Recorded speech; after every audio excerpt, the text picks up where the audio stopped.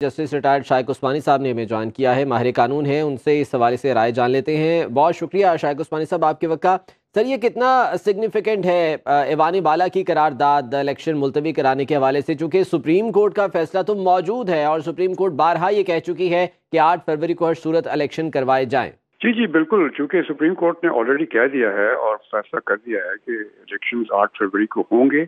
और उन्होंने ये भी कहा कि पत्थर पे लकीर है, और सेनेट ने अगर कोई रेजोल्यूशन पास किया तो उसकी कोई खास वैल्यू नहीं है, क्योंकि ये तो इस वक्त निगरान हुकूमत है मुल्क में, और पार्लियामेंट तो है नहीं, सेनेट सिर्फ मौजूद है चूंकि वो तो लिखा हुआ है आइन में, लेकिन वो उसके लिए कोई लेजिस्लेटिव पावर्स नहीं है उसके पास कि आप उसको कानून नहीं समझ सकते। तो वो उसकी जो रेजोल्यूशन यकीनन अपनी जगह पर, लेकिन उसका कोई इतलाक नहीं हो सकता। इतलाक सुप्रीम कोर्ट की जजमेंट का होगा। शाइक उस्मानी साहब, लेकिन यहाँ पर अगर इलेक्शन कमीशन इसी मामले पर दोबारा सुप्रीम कोर्ट से रुजू करता है, चूंकि ये मामला ऑलरेडी पेंडिंग है सुप्रीम कोर्ट में, तो इस करारदाद का हवाला देकर क्या वहाँ पर ये चीज़ नहीं उठाई जा सकती कि जिन्होंने इलेक्शन लड़ना है, जिन सियासी जमातों ने, वही राजी नहीं है, वही इलेक्शन जो है नहीं चाहती, तो फिर कैसे इलेक्शन जो है वो होगा? नहीं, जो सुप्रीम कोर्ट की जो जजमेंट है वो अपनी जगह पर, उन्होंने कहा है कि 8 को इलेक्शन होके 8 फरवरी को, और अगर इलेक्शन कमीशन दोबारा जाता है सुप्रीम कोर्ट के पास तो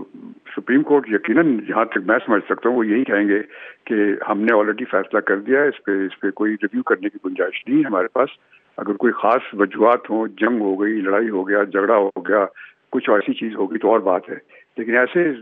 माहौल में जब सारी चीज़ सही है तो इलेक्शन मुलतवी करने का तो कोई जवाब पैदा नहीं होता। ये तो मेरे ख्याल में कामयाब नहीं होगी। तो ये जो जवाब पेश किए जा रहे हैं मुख्तलिफ सियासी जमातों की जानिब से कि दहशत गर्दी का ख़तरा है, और वहाँ पर वाक़यात भी पेश आ रहे हैं कुछ एरियाज़ में, केपी में, तो इनको जवाब बनाकर आप समझते हैं कि कोई इस बेस पर कोई बात हो सकती है?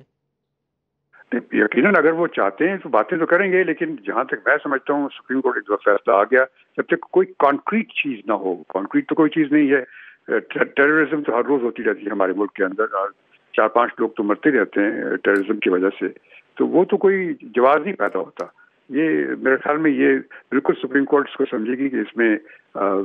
मैलिफाइड्स है, और यकीनन वो इस चीज़ को एक्सेप्ट नहीं करेगी। सर, एक चीज़ जो बहुत ज़्यादा अहम शायद लग रही है वो ये कि हमें तमाम सियासी जमातें यहाँ पर एक पेज पर दिखाई दी हैं, तो अगर तमाम सियासी जमातें यकज़बान हो जाती हैं तो फिर सुप्रीम कोर्ट क्या नज़रसानी कर सकती है इस फैसले पर?